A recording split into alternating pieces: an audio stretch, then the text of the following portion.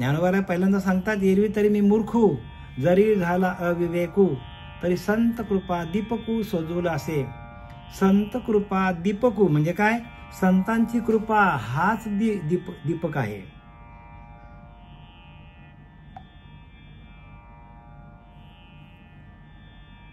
संतांची कृपा, संत कृपा हा दीपक आहे, दिवा आहे, दिवा. मग संत कृपा झाली इमारत फळाशी आली म्हणजे काय? याचा अर्थ संतांची कृपा हाच दीपक आहे. संत कृपा दीपकू सोजवल असे. एरवी तरी मी मूर्खू, जरी झाला अविवेकू. जरी माझ्याकडनं अविवेक झाला तरी संतांची कृपा मला तारेल. कारण माझ्या पिंडामध्ये विवेक जागृत होण्याला एकमेव कारण काय आहे? तर संत कृपा दीपकू. संतांनी काय केले? कृपेचा दीपक माझ्या अंतःकरणामध्ये प्रज्वलित केला. विवेकाचा दीपक माझ्या अंतःकरणामध्ये संतांनी प्रज्वलित केला. ज्ञानोबारायांचे गुरु कोण आहेत?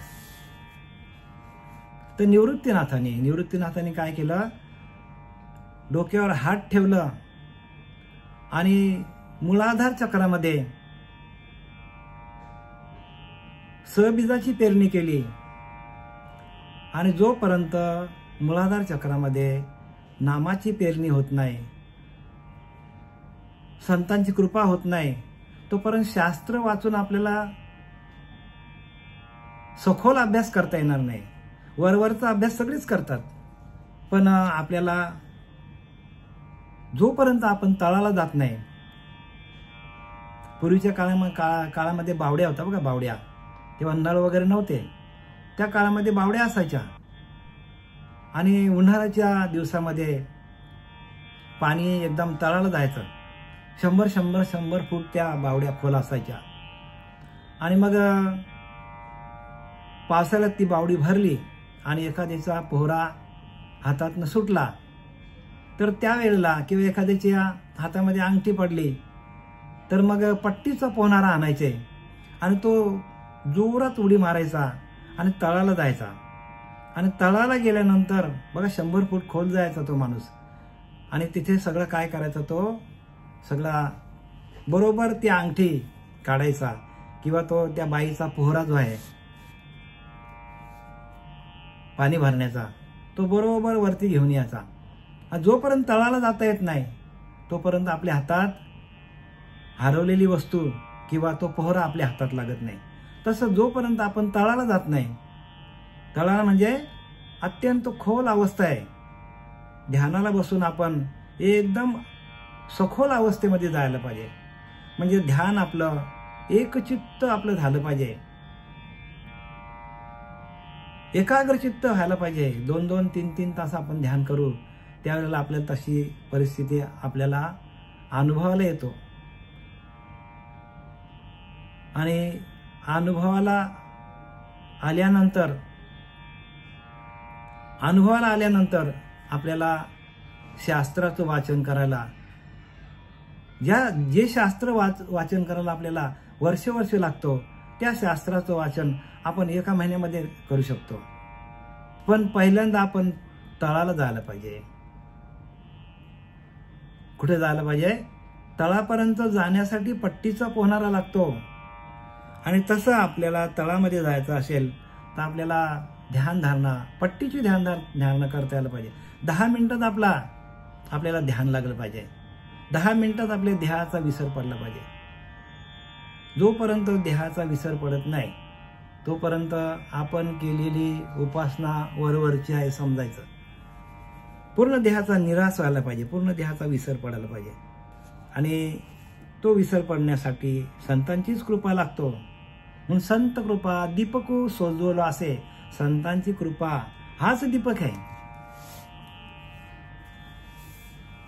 आता आपल्याला इकडे वळूया आपण की एकनाथी भागवत अध्याय 22 आणि श्लोक क्रमांक 27 आणि त्यातली ओवी क्रमांक 55 पर्यंत आपण आलेलो आहे. प्रकृती पुरुष योग अवघड, योग्या नकळे भिन्न निवाड, या संशयाचे अतिजाड हृदयी झाड वाढले. हृदयी संदेहाची मुळे प्रकृती भूमी विकल्प जळे, संशय वृक्ष तळे बळे, वाढला अहंफळे सदा फळीत. काय सांगतात तिथे की हृदयातील संशयरूपी मुलांना प्रकृतीरूपी भूमीमध्ये विकल्परूपी पाणी मिळाले. म्हणजे हृदयातील संशयरूपी मुलांना, माणसाचा संशय कुठे तयार होतो? हृदयामध्ये तयार होतो. ज्या ठिकाणी भगवंताला बसण्याची जागा आहे, भगवंताला वास्तव करण्याची जागा आहे, त्या ठिकाणी काय करतो? संशय येऊन बसतो तिथे. म्हणजे माणसाच्या मनामध्ये कुठल्याही वस्तूबद्दल, कुठल्याही गोष्टीबद्दल, भक्तीबद्दल संशय मनामध्ये आला की संशयाने थोडं अनेक नाही पाप घर. संशय हा काय? माणसाला पापाला काय करतो? पापात ढकलतो संशय माणसाला. आणि मग त्याच्यामुळे काय होतो? माणूस वरची भक्ती करतो. हृदयातील संशयरूपी मुलांना प्रकृतीरूपी भूमीमध्ये, म्हणजे आपल्या आतमध्ये, म्हणजे कुठे? प्रकृतीरूपी म्हणजे मायेमध्ये विकल्परूपी पाणी मिळते. म्हणजे संकल्प विकल्प तयार होतात. म्हणजे दोन बाजू तयार होतात. संकल्प विकल्प म्हणजे काय? दोन बाजू, खरं आहे का खोटं आहे, खरं आहे का खोटं आहे. प्रत्येक क्षणाला माणूस विचार करतो. जेव्हा आपण श्रवण भक्तीला येतो तेव्हा आपल्याला खरं वाटतं, आणि श्रवण भक्ती आपली चुकली तर लगेच आपण त्याच्यापासून खाली येतो. नाही, असं नाही, चुकीचं आहे म्हणून ताबडतोब आपला विचार काय होतो? विचार आपला पलटी होतो ताबडतोब. आणि विचार पलटी होण्याचं कारण काय? तर आपल्याकडं संशयाने थोरं अनेक नाही पाप घर, विनाशाशी वांगूर जैसा. वांगूर म्हणजे ते जाळं असतं एक पकडण्याचं, प्राण्यांना पकडण्याचं एक जाळं असतं. त्या जाळ्यामध्ये प्राणी अडकला का निघू शकत नाही. तसं संशयरूपी जाळ आपणच तयार करतो आणि तो हृदयामध्ये तयार होतो. आणि मग तिथून त्या जाळातून अहंकार निर्माण होतो. अहंकार निर्माण होतो आणि तो अहंकार निर्माण झाल्यानंतर जो कोणी साधक असेल तो साधक आपल्या गुरूंवर विश्वास ठेवत नाही, कारण त्याच्या मनामध्ये संशय निर्माण झाला. आणि एकदा का संशय निर्माण झाला की मग अहंकार वाढतो. इथे लिहिले बघा, संशयरूपी वृक्ष त्याने बळे, वाढला अहम फळे सदा फळीत. आणि अहंकार माणसाचा वाढत जात. अहम फळे, अहंकार नावाचा फळ संशयाला लागतो. आणि मग माणूस संशयाने काय करतो? बांधला जातो. आणि हा संशयच माणसाला काय करतो? आपल्या भक्तीपासून, खऱ्या भक्तीपासून, खऱ्या भगवंतापासून आपल्याला खाली आणतो, आपल्याला वेगळा करतो. आणि म्हणून संशय नसावा. भक्तीबद्दल संशय घेण्यापेक्षा भक्तीमध्ये श्रद्धा, भाव असला पाहिजे. साधकाकडे श्रद्धा असली पाहिजे, भाव असला पाहिजे. म्हणून लेखिने भाव भक्ती भीमा उदकते वाहे. भाव आणि भक्तीचा पाणी आपल्याला व्हायला सांगितले. आपण काय करतो? त्या नदीचं पाणी घेतो आणि आपण देवाला वाहतो, दूध घेतो आणि देवाला वाहतो. तसं नाही सांगितले. ते काय सांगितलंय? भाव भक्ती भीमा उदक तेव्हा आहे. म्हणजे भाव आणि भक्तीचा उदक आपल्याला भगवंताला व्हायला सांगितलंय. आणि आपण उदक कोणता वाहतो? भीमा नदीचा उदक वाहतो. गंगा नदीचा उदक आपण कुठं वाहतो? तर त्या पिंडीवर किंवा त्या भगवंताच्या पायावर, आपण चरणावर आपण काय करतो? समर्पित करतो. तसं न करताना संतांनी सांगितलंय भाव भक्ती भीमा. भाव आणि भक्ती हीच भीमा, तीच नदी आहे. आपल्या हृदयामध्ये तो भाव, त्या भावाचा, त्या भक्तीचा काय व्हायला पाहिजे? मळा तयार व्हायला पाहिजे. भावाचा झरा, भक्तीचा मळा आपल्या हृदयामध्ये तयार व्हायला पाहिजे. आणि एकदा का भावाचा झरा आणि भक्तीचा मळा आपल्या हृदयामध्ये तयार झाला तर बरवा शोभत आहे पांडुरंग. काय सांगतात? पांडुरंग आपल्याला शोभून दिसतो. पांडुरंग ध्यानी, पांडुरंग म्हणी, जागृती, स्वप्नी, सुसुप्ती, तुर्या, सगळ्या अवस्थेमध्ये आपल्याला पांडुरंग दिसायला सुरुवात होतो. चारी अवस्थेमध्ये, जागृती अवस्थेमध्ये तर भगवंताचं भजन चालू असलं तर भगवंताची भक्ती चालू आहे. जागृती, सुसुप्ती म्हणजे आपण झोपलोय, अर्धवट झोपलोय आणि अर्धवट सुसुप्ती म्हणजे गाढ झोप बरं का, अजिबात जागणं आपल्याला. जागृती, स्वप्न, स्वप्न म्हणजे अर्धवट झोपले आणि अर्धवट आपण जागा आहे, त्याला स्वप्न म्हणतात. आणि जागृती, स्वप्न, सुसुप्ती, सुसुप्ती म्हणजे गाढ झोपलेला माणूस, तिथे पण चिंतन चालू असतो आपला. आणि तुर्या अवस्थेमध्ये, तुर्या आणि नंतर उन्मनी अवस्था आहे, म्हणजे चार्या अवस्थेमध्ये आपलं भजन चालू राहायला पाहिजे. उन्मनी अवस्थेमध्ये तर भजन अखंडच चालतो, तिथे काय तुम्हाला कमीच नाही, भरपूर नामस्मरण चालतं उन्मनी अवस्थेमध्ये. उन्मनी म्हणजे कुठलाच विषय मनामध्ये तुमच्याकडे नसल्यावर, उन्मनी, उन्मनी कुठलाच विषय तुमच्याकडे पिंडामध्ये नसेल तर भगवंताचं दर्शन तुम्हाला आपोआपच आहे. आपल्याला त्रास देणारे विषय आपल्या पिंडामध्ये आहेत, आपल्याला त्रास देणारा अहंकार, आपल्याला त्रास देणारा संशय, आपल्याला त्रास देणारे गुण, या सगळ्यांना अहंकाराचा फल लागतो. आणि अहंकाराचा फल लागला एकदा तर चांगली चांगली माणसं रस्ता तळाला जातात. म्हणतात अहंकार टाका, मग आहे तीच वस्तू होईजे, मग आपण ते परमात्म स्वरूपच आहोत. आपण ओरिजिनल भगवंतच आहोत. प्रत्येक जीव हा ईश्वरच आहे,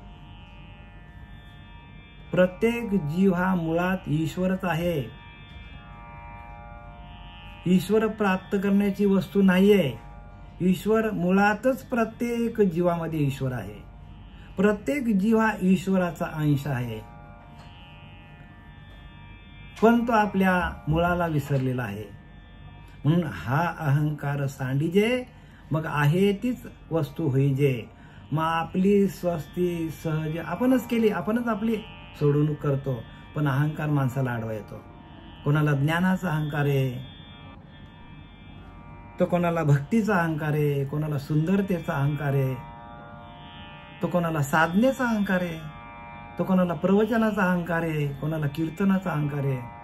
अहंकार अनेक प्रकारचे आहेत. आणि म्हणून ज्ञानोबारांनी सांगितलंय, तुकाराम महाराज म्हणतात अहंकार गेला आणि तुका म्हणे देव झाला. अहंकार गेला का आपणच देव आहोत, लांब जायची गरजच नाही आपल्याला. म्हणून हृदयी संदेहाची मुळे, हृदयामध्ये संशयाची मुळे पसरायला सुरुवात होतात आणि माणूस मग या साधनेपासून, या भक्तीपासून, या भावापासून वेगळा होतो. आणि मग एखाद्या चांगल्या कलाकाराच्या मागे लागतो, म्हणजे गाणे गाणार आहे, भजन गाणार आहे, त्याच्या मागे जातो. आणि भजनामध्ये काय लोक आता बरेचसे भजन वगैरे गातात, एकदम उत्तम प्रकारचे भजन गातात आणि ते सांगतात की आमची हीच भक्ती आहे. आता मला सांगा, भजन गाणं ही भक्ती आहे का ओरिजिनल भजनाशी एकरूप राहणे ही भक्ती आहे?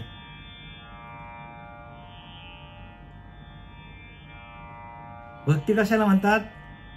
लिहिले की नाही, एरवी तरी सर्वांच्या हृदय देशी मी आमुख आहे आयशी, जे बुद्धी स्फुरे आहर्निशी, ते वस्तू का मी, ती वस्तू आहे. आणि त्या वस्तूशी एकरूप होऊन त्याचं भजन करणं म्हणजे आत्मदेवाशी एकरूप होऊन भजन करणं, याला भजन म्हणतात. आणि लोक भजन कशाला समजतात? उत्तम प्रकारचं गायन केलं, उत्तम प्रकारचं संगीत लावलं, तो भजन नाही सांगितलंय बरं का. त्याला भजन नाही म्हणत, त्याला गायन म्हणतात. भजन म्हणजे ओरिजिनल भजन, देख मनुष्य जात सकळ, स्वभावताच भजन शिळ, तो भजन पाहिजे. झाले असे केवळ माझेच ठाई, परी ज्ञाने विनाशिले, ते ज्ञान नसल्यामुळे माणसाचा नाश होतो. बरेचसे लोक, मी आता इकडे तिकडे फिरतो, रेल्वेमध्ये रेल्वे प्रवासी भजन मंडळ, सगळे लोक त्या भजनामध्येच गेल्यात, अडकल्यात. आणि ओरिजिनल जो भजन नाभीच्या ठिकाणी चालू आहे त्याच्याकडे कोणाचंच लक्ष नाही. आणि भगवंताला तो आवडतं बरं का, तो भजन आवडतं.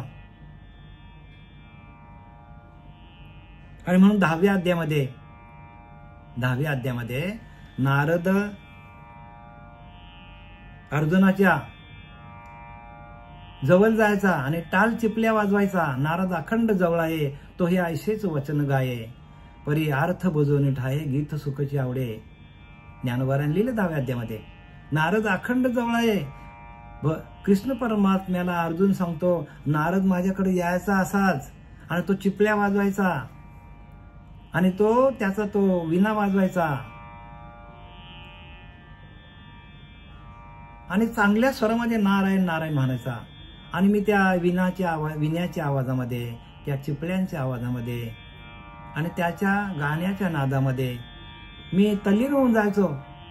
आणि मला वाटायचं हेच भजन आहे.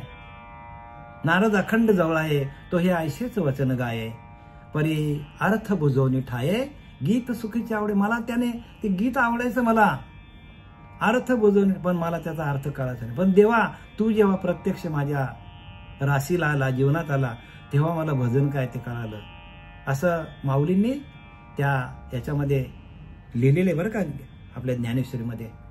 आणि ते तुम्हाला मी सांगितलं. प्रकृती भूमी विकल्प झाले, संशय वृत्ती तेने बळे, वाढला अहम फळे सदा फलित. ज्या वृक्षाची सदा फळे खाता, जीव नर आहे सर्वता, तेने संशयाची अधिगतता, उसंतू चित्ता पै नाही. ही फळे खाल्ल्या वाचून जीवाला क्षणभरी चण पडत नाही. म्हणजे ही अहंकाराची फळे आहेत. अहंकार आलेला आहे माणसाच्या आतमध्ये, माणसाच्या हृदयामध्ये अहंकार बळावला की ते फळे खाल्ल्या वाचून जीवाला क्षणभर चण पडत नाही, पण त्याने संशय वाढतच जातो. म्हणजे अहंकाराने संशय वाढतच जातो. मग तुकोबाराने एका वाक्यात लिहिलं की नाही, अहंकार गेला तुका म्हणे देव झाला. देव व्हायचा असेल तर अहंकार टाका. कुठल्याच वस्तूचा अहंकार आपल्याला नाही पाहिजे. जरा जरी मग नवल अहंकाराची गोठी, विशेष न लगे अज्ञानाच्या पाठी, जो सज्ञानाच्या झोंबे कंठी, नाना संकटे नाचवी. अनेक संकटामध्ये अहंकार नाचवतो. आता बघा ना, जगामध्ये दिसतात, येत काहीच नाही, नुसता अहंकार, मला येतो मला येतो. आणि लोक सगळीकडे अहंकाराने मिरवतात आणि जिकडे तिकडे त्याला ठोकरी बसतात. नवल अहंकाराची गोठी, विशेष न लगे अज्ञानाच्या पाठी. अज्ञानी माणसाला अहंकार धरत नाही. सज्ञानाच्या झोंबे कंठी, सज्ञानी म्हणजे ज्याला स्वतःला ज्ञानी समजणाऱ्या माणसाचा बकुंडी पकडतो अहंकार आणि सगळीकडे नाचवतो. नाना संकटे नाचवी. अनेक संकटामध्ये अहंकार माणसाला टाकून देतो. म्हणून इथं काय लिहिलंय, ऐशी या वृक्षाचे छेदन कृपेने करावे, आपण सोडून खानती खवा बाण करी निर्दलन निजांगे. ज्ञानरूपी तीक्ष्ण बाण सोडून या वृक्षाचा नाश कर. भगवंताला सांगतो उद्धव, ज्ञानरूपी तीक्ष्ण बाण सोड या अहंकारावर आणि ह्याला काय करून टाक, ह्या वृक्षाचाच नायनाट करून टाक. म्हणजे वृक्ष म्हणजे काय, अहंकार रूपी वृक्ष आपल्याकडे वाढलेला आहे, संशय रूपी आपल्याकडे वृक्ष वाढलेला आहे. या संशय रूपी वृक्षाचा, अहंकार रूपी वृक्षाचा नाश करून टाका सांगितलंय, भगवंताला सांगितलंय. कोणी? उद्धवाने सांगितले. असं का बरं सांगितलं असेल? कारण प्रत्येकाकडे अहंकार आहे, म्हणून त्यांनी सांगितलंय की हा संशय आहे पिंडामध्ये आणि संशयातून अहंकार वाढतो आणि अहंकारातून काय होतो, अहंकार वृक्ष वाढतच जातो वाढतच जातो. एवढा मोठा होतो की मरेपर्यंत माणसाला समजत नाही. अनेक ठिकाणी ठोकरी खातो माणूस. आपडतो काय, झपडतो काय, पडतो काय, अपमान काय सहन करायला लावतो अहंकार. आणि म्हणून इथं लिहिलंय की ज्या वृक्षाची सदा फळे खाता, जीवन राही सर्वता, त्याने संशयाची अधिकता, उसंतू चित्ता पाई नाही. ऐशा वृक्षाचे छेदन कृपेने करावे, आपण सोडून ज्ञानती खवा बाण करी निर्दलन निजांगे. आणि काय कर, ह्याला बाण मार, तीक्ष्ण बाण मार ज्ञानरूपी, आणि याचा निर्दलन करून टाक. म्हणजे ह्याला मोडून टाक, या वृक्षाला, या वृक्षाचं छेदन करून टाक.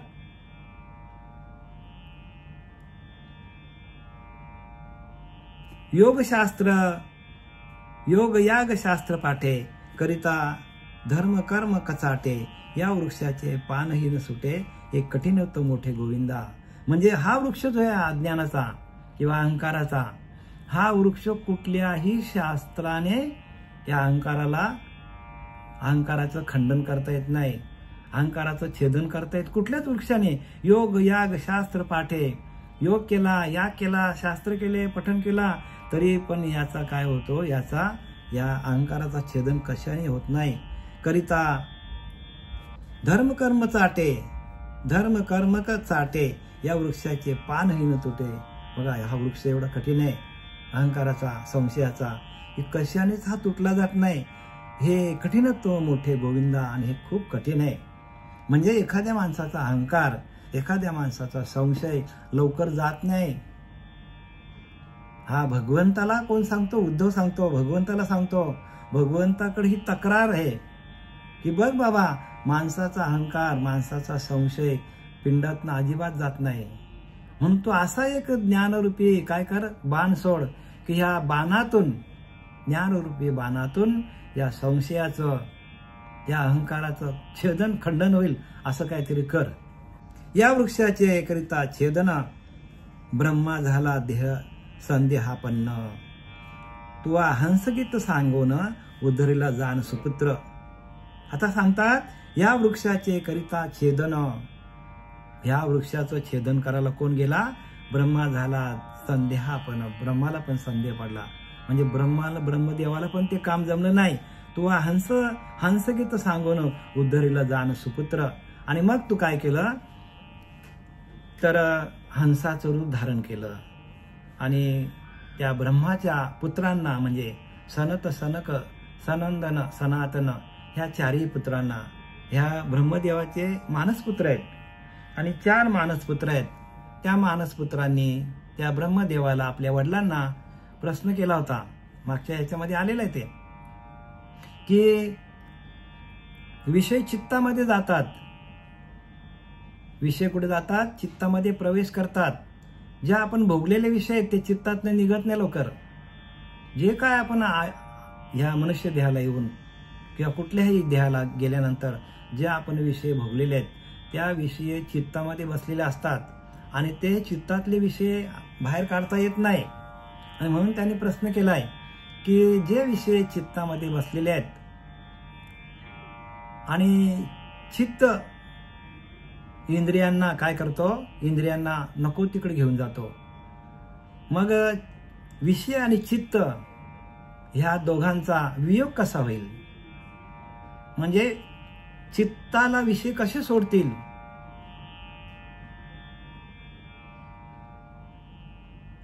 किंवा चित्तामध्ये गेलेले विषय बाजूला कसे होतील? याच्यावर उपाय काय ते सांग, असं सनकादिकांनी ब्रह्मदेवाला प्रश्न केलेला आहे. की जो उत्पत्ती करतो, जगाची उत्पत्ती करणारा ब्रह्मदेव आहे, त्याला असा प्रश्न केलेला आहे. पण तो जगाच्या उत्पत्तीमध्ये गर्क असल्यामुळे, व्यापून गेल्यामुळे त्याला ह्या प्रश्नाचं उत्तर देता आलं नाही. आणि म्हणून 13व्या अध्यायामध्ये 17व्या श्लोकामध्ये त्याचं नाथ महाराजांनी उत्तम प्रकारे विवरण दिलेलं आहे. वेळ मिळाला तर वाचा. आणि मग नंतर भगवंत प्रत्यक्ष त्या सनत कुमारांच्या मध्ये गेलेला आहे आणि मग त्याने सांगितलंय की तुम्ही योग करा. जोपर्यंत मनुष्य साधना करत नाही, ध्यान करत नाही, ध्यानाच्या माध्यमातून सगळ्या गोष्टींचं निर्धारण होतं, सगळ्या प्रश्नांची उत्तरं मिळतात आपल्याला. कारण ध्यानातून काय होतं तर आपण आपल्याच आत्मतत्वामध्ये रममान होतो, आपण आपल्याच आत्मदेवाचं भजन करतो. जी इंद्रिय आपली बाहेरच्या दिशेला धाव घेतात, भरकटतात, विषयांमध्ये जातात, कामामध्ये जातात, क्रोधामध्ये जातात, लोभामध्ये जातात, षडरिपूमध्ये हे विषयांमध्ये षडरिपू असलेले विषय चित्ताला अडकून टाकतात. इंद्रिय जे आपल्याला, इंद्रिय जे म्हणते तेच करते, ते तरलेच न तरते विषय लंपट. इंद्रिय जे म्हणते तेच ते करते.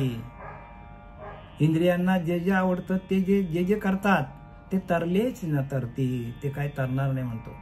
विषय सिंधू म्हणजे विषयांचा समुद्र त्यांच्याकडे आहे, त्या लोकांकडे, ते तरू शकत नाही. याला उपाय काय?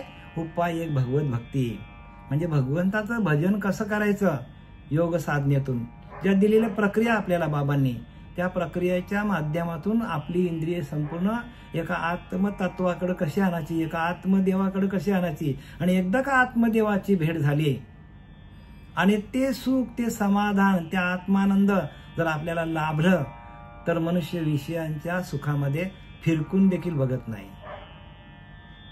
आणि म्हणून सनत कुमारांना प्रत्यक्ष ज्ञान देण्यासाठी ब्रह्मदेवाला उत्तर देता आलं नाही, म्हणून महाविष्णूचा अवतार घेऊन हंस रूपाने विष्णुदेव त्यांच्या प्रश्नांची उत्तरं द्यायला त्या 13व्या अध्यायामध्ये 17व्या श्लोकामध्ये आलेला आहे. आणि त्याचं थोडंसं रेफरन्स आपल्याला या 27व्या श्लोकामध्ये आपल्याला आलेला आहे. आणि मग आपल्याला आपली इंद्रिय कशी शिथिल करायची ते त्या संपूर्ण 13व्या अध्यायामध्ये 17, 18, 19, 20 ते श्लोक वाचा तुम्ही. त्याच्यामध्ये संपूर्ण त्याचा विश्लेषण दिलेलं आहे. आणि आपणही तसंच करायला पाहिजे बरं का. आपणही प्रत्येक साधकाने ध्यान करता करता त्या परब्रह्म तत्वाशी एकरूप होऊन, जसं एखाद्या लोखंडाला परिसाचा स्पर्श झाला की तो लोखंड सोना होतो आणि परत तो लोखंड होत नाही, तसा आपण एकदा का भगवंताशी एकरूप झालो, भगवत प्राप्तीशी आपण एकरूप झालो, भगवंताचा स्पर्श झाला की आपली देहबुद्धी निघून जाते आणि आपण आत्मतत्वाशी सातत्याने एकरूप राहतोय.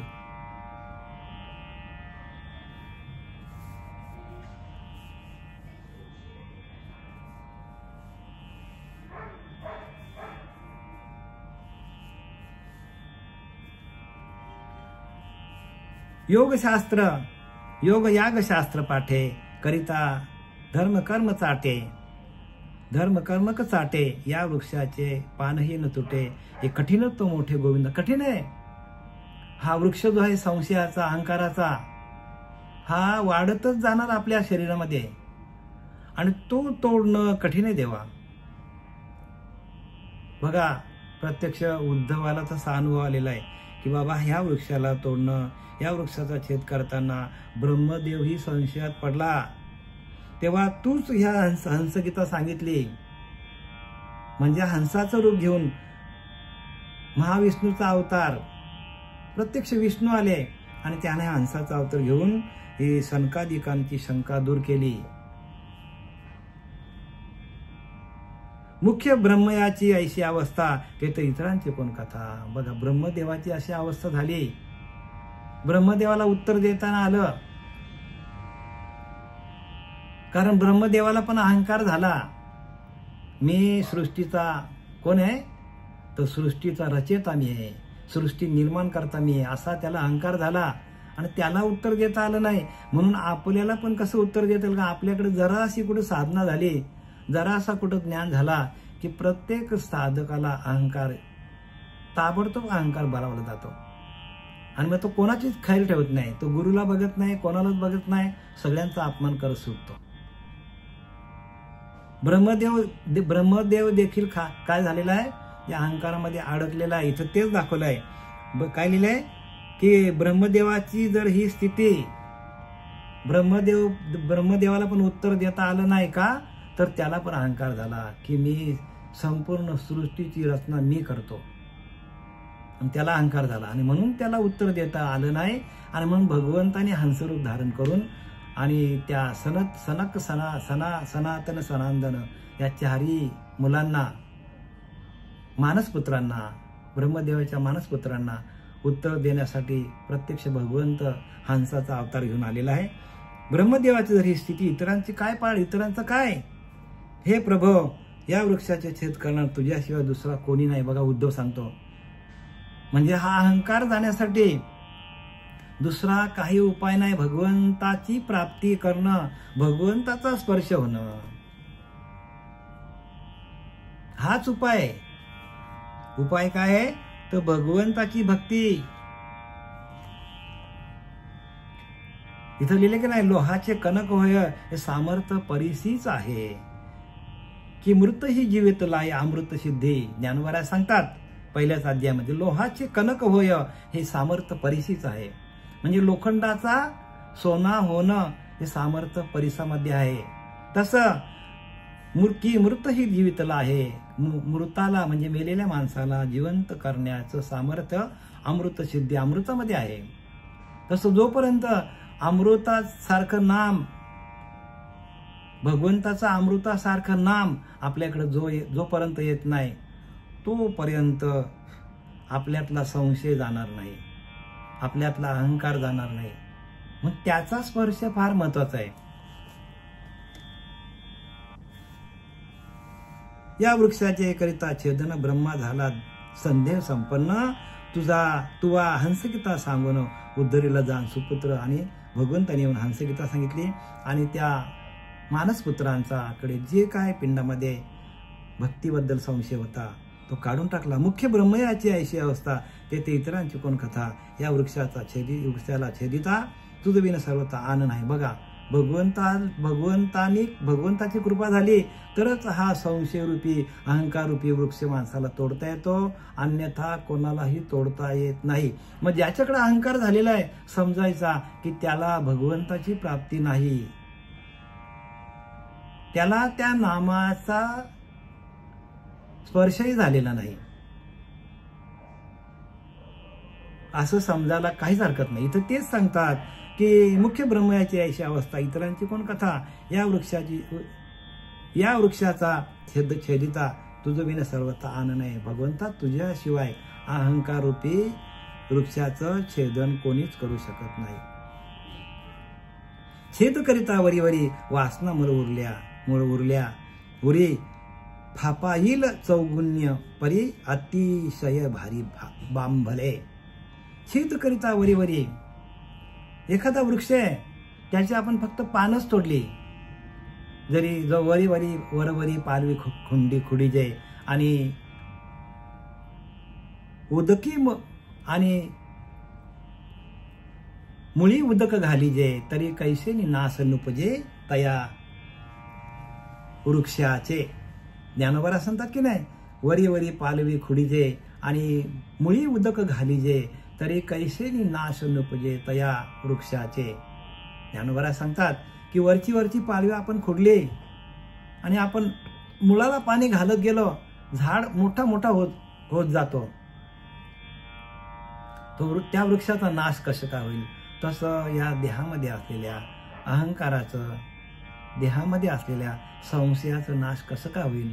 वरतून आपण अभ्यास केला, त्या परब्रह्म तत्वापर्यंत गेलोच नाही, त्या परब्रह्माशी आपण एकरूप झालोच नाही, त्या आत्मानंद आपल्याला लाभलंच नाही, त्या आत्मानंदाची अनुभूती आपल्याला आलेलीच नाही, आत्मसुखाची गोडी आपल्याला लागलेलीच नाही, तर मग आपण विषयाकडेच जाणार, आपण अहंकाराकडे जाणार. आणि त्या अहंकाराला असं तोडता येत नाही, त्या संशयाला असं तोडता येत नाही. संशय आणि थोर अनेक नाही पाप घोर. संशयच माणसाला पापात टाकतो. मग तो संशय कधी जातो, तो अहंकार कधी जातो, तर भगवंताचा स्पर्श झाला तरच, भगवंताची प्राप्ती झाली तरच. इथं सांगतात, काय सांगतात की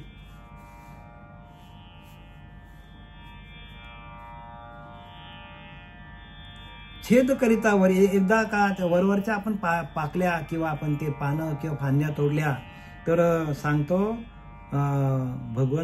उद्धव सांगतो वासना समल उरल्या, वासना तशाच राहिल्या. वरतून आपण काय केलं, वरतून आपण अभ्यास केला आणि आतमध्ये वासना तशाच पडलेल्या आहेत, तशाच वासना आ करून बसलेल्या आहेत, विषय तुमचे तोंड वासून बसलेले आहेत.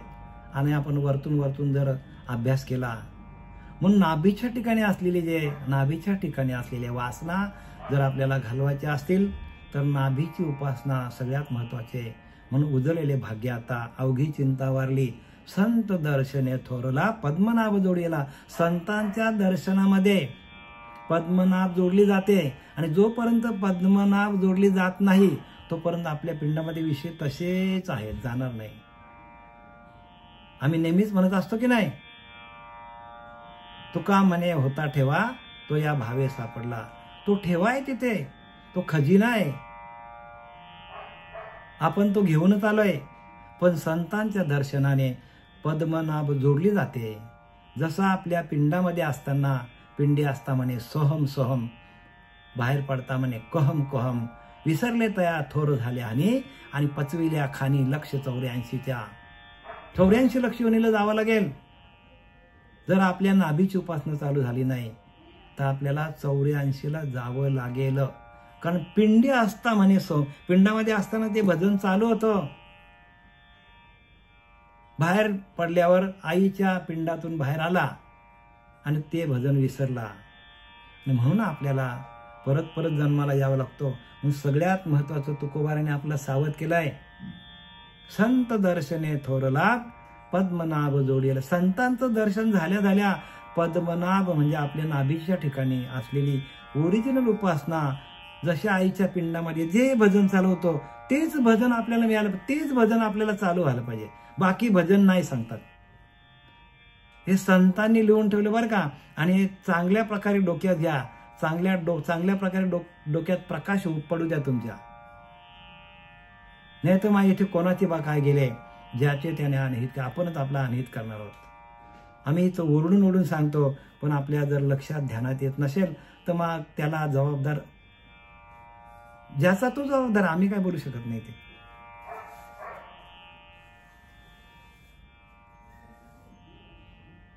म्हणून इथले छेदन करता वरी वासना समून उरल्या उरी. वासना तशाच राहतात. वरती आपण उपासना केली, 10 मिनिटं केली, 15 मिनिटं केली, अर्धा तास केली, नाही 2-2, 3-3 तास भजन करावं लागेल, ध्यानाला बसावं लागेल. आणि मग इथं काय होईल पुढे, तर इथं लिहिले बघा, थापा येईल चौगुण्या परी अतिशय भारी बांभले. म्हणजे 4 गुणांनी वासना आपल्या जास्त वाढतील. उलट वासना काय करतील तर 4 गुणांनी वाढतील. वासनारूपीमुळे तशीच राहिली तर ती चौपट जोमात वाढतो. तर हा वासनेचा झाड, अहंकाराचा झाड, हा संशयाचा झाड 4 गुणांनी वाढतो, 4 गुणांनी वाढतो. 1 पट नाही, 2 पट नाही, 3 पट नाही, 4 गुणांनी वाढतो बघा. म्हणून प्रत्येकाने वासना जाण्यासाठी वासना ती समूळ खणून काढावी. आणि म्हणून समर्थाने लिहिले, वासना नदी महापुरी प्राणी बुडता ग्लांती करी, तेथे उडी घालून तारी तो सद्गुरू सांगितले. म्हणजे तुमच्या पिंडातल्या वासना गेल्या की गुरूंची प्राप्ती आहे तुम्हाला. वासना रूपी काय, वासना नदी महापुरी प्राणी बुडता ग्लांती करी, तेथे उडी घालून तारी तो सद्गुरू सांगितलाय. सद्गुरूंची व्याख्या करताना काय सांगितलंय की वासना रूपी नदीमध्ये प्राणी बुडत चालले वासनेच्या प्रवाहामध्ये वाहत चालले बुडत चालले, त्या वासनेमध्ये डुबत चाललेला आहे. वासना गेल्याच नाही पिंडातल्या. मग तेथे उडी घालून तारी. मग सद्गुरू येऊन काय करतात, जसं जिथं वासना बसलेली आहे, ज्या नाभीच्या ठिकाणी, नाभीच्या खाली आपल्या वासना आहेत सगळ्या, आणि त्या वासना जाण्यासाठी सद्गुरूंचे अनेक प्रकारे उपाय असतात. आणि ते उपाय आपल्याला लागू पडले पाहिजे प्रत्येकाला बरं का. जोपर्यंत आपण नाभीची उपासना चालू होत नाही. म्हणून नाभी सगळ्यात महत्वाची आहे. जिथं तुटली आहे तिथं जोडली पाहिजे. 100% उपाय तिथे. मूलाधार, स्वादिष्ठान, मणिपूर 3 चक्र महत्वाचे आहेत. त्याच्यानंतरचे सगळ्यात महत्वाचे चक्र आहेत, पण सुरुवात आपली तिथून आहे. मूलाधार चक्रामध्ये जोपर्यंत ज्ञान अग्नी प्रज्वलित होत नाही आणि मूलाधार चक्रामध्ये अग्निचक्र चालू झाला, मूलाधार चक्रापासून ज्ञान अग्नी, तरच आपल्याला ब्रह्मरंध्रात जाता येतो. आणि नाभीच्या ठिकाणी उपासना चालू झाल्यानंतर अखंड चिंतन विठोबाचं चालू असतं. आपल्याला स्पष्ट जाणवतं पण. आणि तेच भजन आपल्या चित्तात गेलं, मग चित्तातलं चित्ती प्रगटे तो निवडेना. आपल्याला चित्तात गेलं आपल्याला काहीच करावं लागत नाही. तीच उपासना चित्तामध्ये जायला पाहिजे. पण तिथं मूळ उपासना तिथंच आहे. आणि आम्ही तिथंच जोर लावतो. तिथं जोर लावला की तुम्हाला सगळा सोपा आहे. A to Z मार्ग सोपे आहेत तुम्हाला.